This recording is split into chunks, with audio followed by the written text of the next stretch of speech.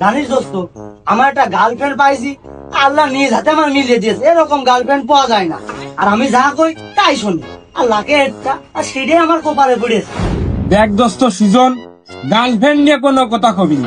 Girlfriend যদি হয় তা আমার এক কান, লাকে না কোটি দিয়ে এক কান, যা কই তাই শোনে। তোরা গার্লফ্রেন্ড নিয়ে তো অহংকার করিস না মাসের দোস্ত।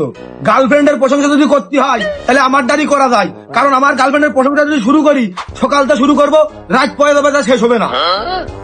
ওরে আল্লাহ, মরিছি। দেখা দিন তোর গার্লফ্রেন্ডের, দেখা দিনি। আরে দেখবি কি রে, একবারে নম্বর দিয়ে দিছি, দেখ কতটা লয়াল আমার প্রতি, কতটা লয়াল, শুধু দেখ। নম্বর নে, অন্য নম্বরতে ফোন দিয়ে দেখ, তোর সাথে কথাই কবে না, দেখ না নম্বর তোর। Hello, hello. কেমন আছেন? জি আলহামদুলিল্লাহ ভালো আছি।